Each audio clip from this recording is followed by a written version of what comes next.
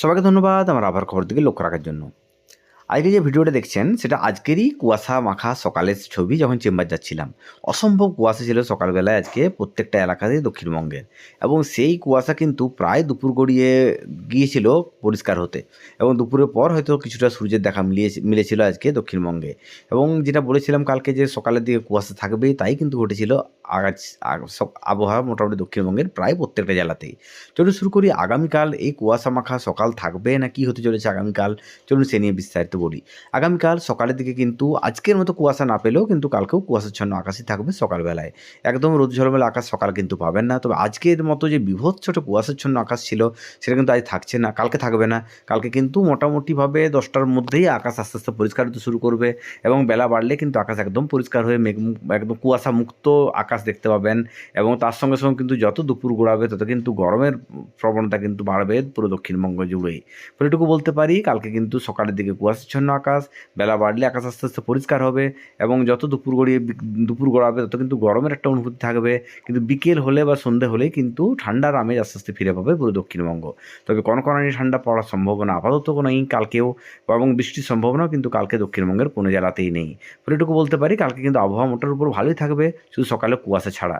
চলুন শুরু করি আগামী কয়েকটা দিন কেমন থাকবে আমাদের পার্শ্ববর্তী এলাকার আবহাওয়া। আগামী কয়েকটা দিন অর্থাৎ আগামীকাল শনিবার দিন, রবিবার, সোমবার এবং মঙ্গলবার, এই যে 3টা দিন দেখতে পাচ্ছেন, 3টে দিন কিন্তু আবহাওয়া কিছুটা হলেও ঠান্ডা ফিরে পাবে দক্ষিণবঙ্গ। তবে সেই কনকনে ঠান্ডা পড়ার সম্ভাবনা হয়তো নেই, কিন্তু দুপুরের দিকে হালকা গরম থাকলেও বিকেলে কিন্তু তাপমাত্রা বেশ অনেকটাই পড়বে। কারণ যেটুকু দেখতে পাচ্ছি পুরুলিয়া সংলগ্ন এলাকায় কিন্তু তাপমাত্রা নেমে আসবে 10 থেকে 11 ডিগ্রি কাছাকাছি, আমাদের ঝাড়গ্রাম জেলায় 13 ডিগ্রি কাছাকাছি, এবং বাকি এলাকা কলকাতা বা তার সংলগ্ন এলাকাগুলোতে কিন্তু 16 থেকে 17 ডিগ্রি কাছাকাছি ঘোরাফেরা করবে। তবে যে ঠান্ডাটা ছিল এই কয়েকটা দিন, তার তুলনায় কিছুটা হলেও ঠান্ডার অনুভূতি ফিরে পাবে দক্ষিণবঙ্গ এই আগামী 3 দিন, অর্থাৎ রবিবার, সোমবার এবং মঙ্গলবার। যদিও বুধবার থেকে যত তাকাচ্ছি তত কিন্তু দেখতে পাচ্ছি আস্তে আস্তে তাপমাত্রা বাড়তে শুরু করবে, এবং এই শীতের মাঝেও কিন্তু বসন্তের ছোঁয়া বা গ্রীষ্মের ছোঁয়া বলতে পারেন পাবেন, এটুকু বলতে পারি। কারণ আস্তে আস্তে আমরা সরস্বতী পুজোর দিকে এগিয়ে যাচ্ছি, হয়তো শীত শীত খাতায় কলমে চলে যাচ্ছে, বসন্তকাল আসছে, কিন্তু বসন্ত আসা মানেই সেই গরমের একটা অনুভূতি ফিরে পাবে দক্ষিণবঙ্গ।